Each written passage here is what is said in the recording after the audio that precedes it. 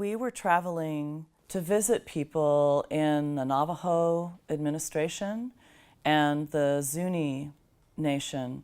And Ron Maldonado, who's been a consultant for many years, introduced me to the director of the Navajo Nation Museum, Manny Wheeler.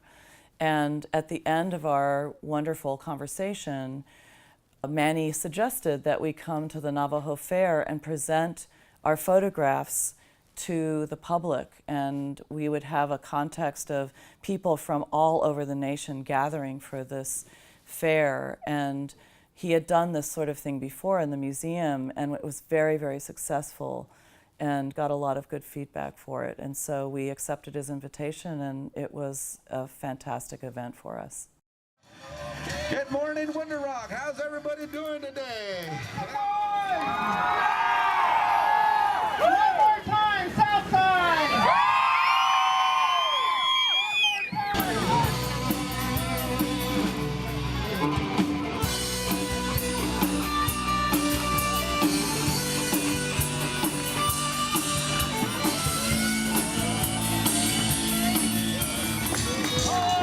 Man, he's a good one right there, yeah.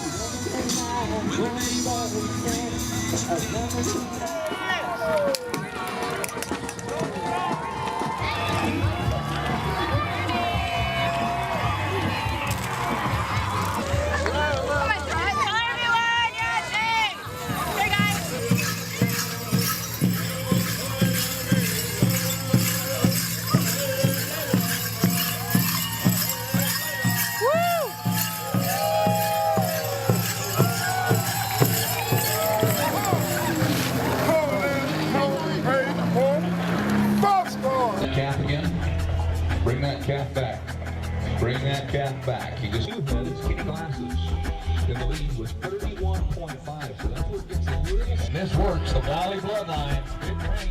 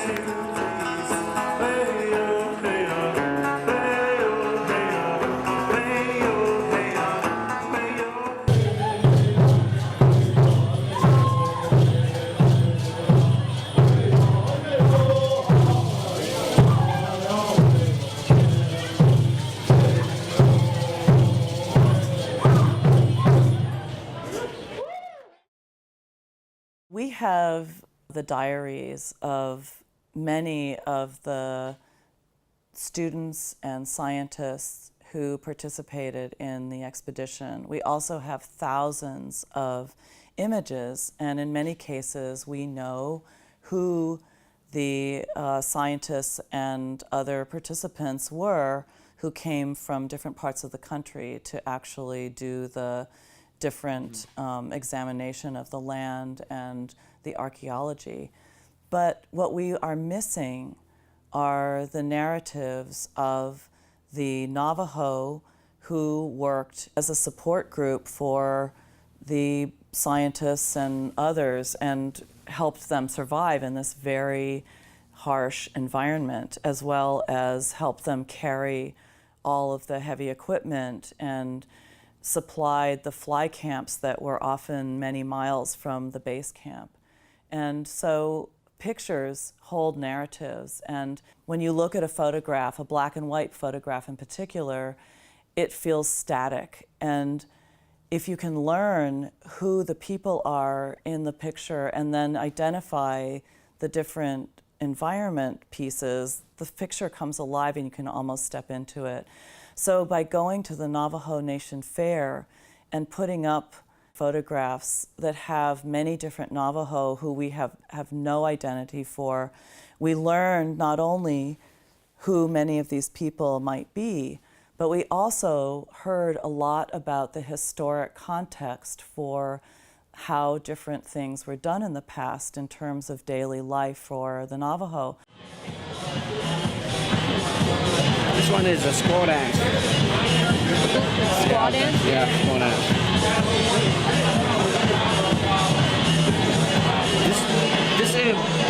This is Paige, all right.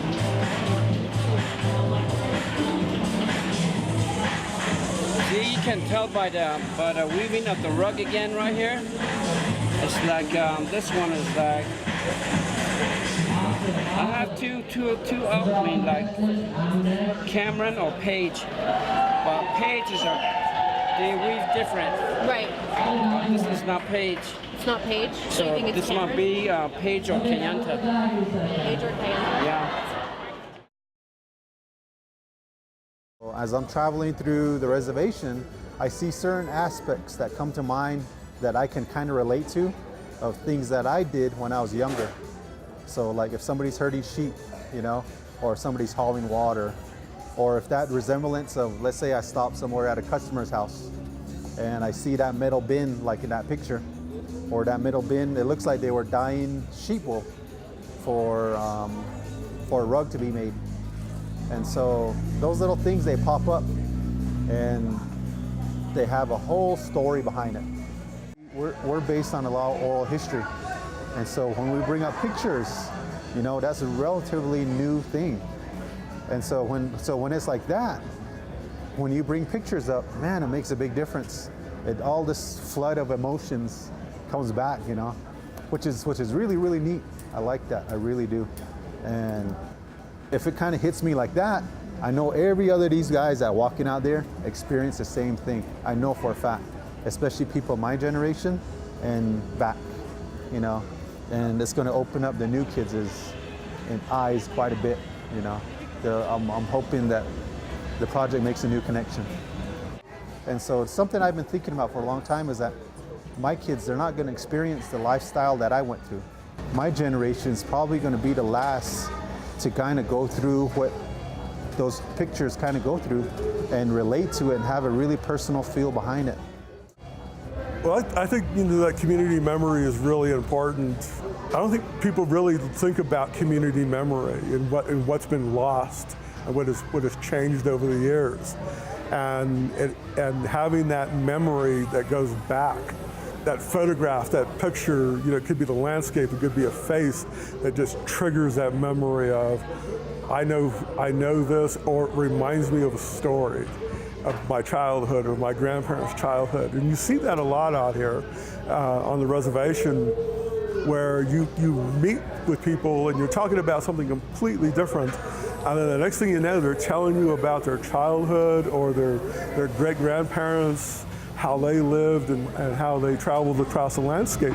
And it's just information pouring over you. When I started looking at like virtual reality, so they're getting to the point where not only am I talking my son about all the things that we used to do, through your project, he can actually see it now.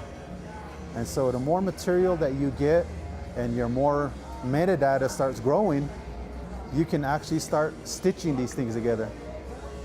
Overlaying it with personal experiences like myself, maybe other people that you talk about, overlaying it along with something that they can see, and not in 2D form, but in 3D, where they can walk around, navigate through items. It's going to make a huge difference for him connecting to my stories that I'm talking about, that I experience, and have them make that connection in which you're building that culture a little bit back up, which would be again getting them in an environment. As we go towards working in virtual reality, we are able to draw the context and the environment much more clearly if we know who of the Navajo were participating and what their stories are from the photographs.